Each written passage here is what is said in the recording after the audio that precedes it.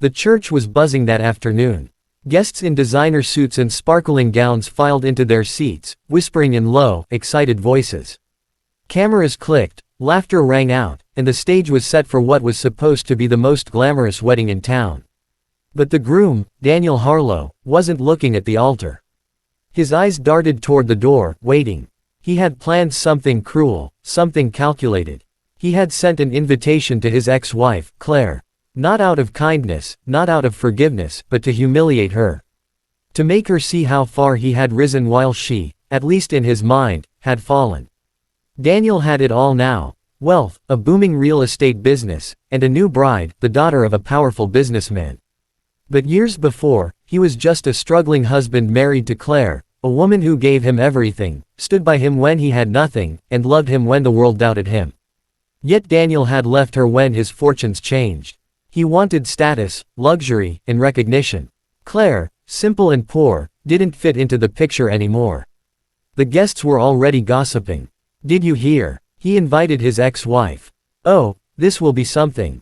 They were expecting to see a broken woman, perhaps in a faded dress, slipping in quietly to watch the man who abandoned her walk down the aisle with another. But then, the church doors opened. And silence fell. A long, black stretch limousine pulled up outside. The chauffeur stepped out, polished shoes clicking against the pavement, and walked to open the door. Out stepped Claire, not in rags, not in shame, but in a breathtaking gown, elegant yet modest, her hair pinned perfectly, her posture graceful. And beside her, 3 little children, identical boys, dressed in small suits, holding her hands as they stepped inside. Gasps echoed across the room. Whispers turned into stunned silence.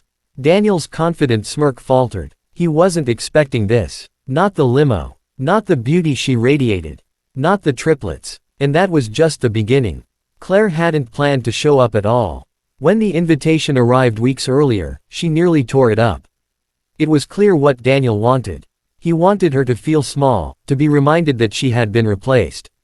But as she sat on her bed that night, looking at her 3 sleeping sons, she realized something: this wasn't about her.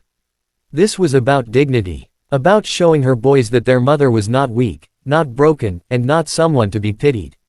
The past years had been hard. After Daniel left, Claire had nothing: no home, no money, and no partner to lean on.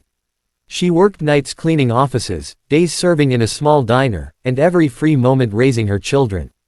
There were times she cried quietly in the bathroom so her sons wouldn't see her break. There were days she went hungry just to make sure they ate. But there was something else too: her will. Her determination to never let hardship steal her spirit. One night, during her shift at the diner, she overheard a customer complaining about not finding reliable childcare. Claire, exhausted but desperate, offered to help. That small opportunity grew into a business idea. She started watching children for neighbors, then friends of friends, and soon built a small but thriving daycare in her modest home. Word spread about her care and kindness, and slowly, she built a steady income. The limo wasn't hers, it belonged to a grateful parent of one of the children she looked after, who insisted she borrow it for the occasion. The dress wasn't designer, it was a gift from another parent whose fashion boutique had flourished thanks to Claire recommending it in her daycare community. Everything she had that day came not from wealth, but from respect, love, and the quiet power of helping others. Back at the wedding, Daniel was pale. His new bride's smile stiffened as guests' eyes shifted between her and Claire. The whispers grew louder. "Those are Daniel's children," someone gasped. "Triplets. And he never spoke of them."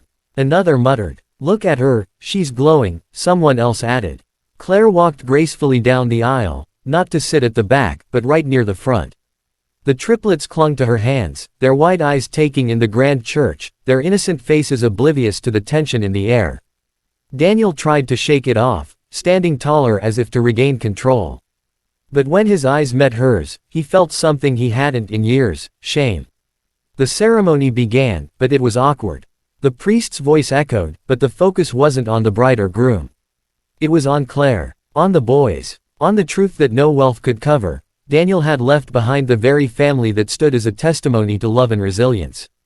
And then, the unthinkable happened. One of the triplets, curious and bold, tugged on Claire's dress and whispered, loud enough for the microphone to catch, "Mommy, is that our daddy?" The entire church froze. Daniel's bride turned her head sharply, eyes wide with shock. The guests gasped again. Cameras flashed, trying to capture the moment. Claire leaned down, hugged her son, and whispered softly, "Yes, sweetheart, that's your father." It was like a crack splitting open the polished walls of Daniel's world. He wanted to shout, to deny it, but he couldn't. The boys were his mirror image. The truth was undeniable. What followed was chaos. His bride's father stormed out, furious. Guests whispered harshly, some glaring at Daniel. The bride, humiliated, pulled her hand away from his during the vows. Claire remained calm. She didn't lash out, didn't accuse, didn't raise her voice. She simply stood, tall and proud, holding her children. She didn't come to destroy his wedding. She came to prove that she wasn't broken by him, and to show her sons that they had nothing to be ashamed of. Finally, as the murmurs grew unbearable, Claire turned to leave. The triplets held her hands tightly, and together, they walked out the way they came, graceful, united, untouchable. The limo door shut, and the crowd spilled out of the church to watch as it pulled away. The image burned itself into everyone's memory. The woman Daniel thought he could shame had walked away with dignity, leaving him exposed in his own moment of triumph. Weeks later, rumors spread.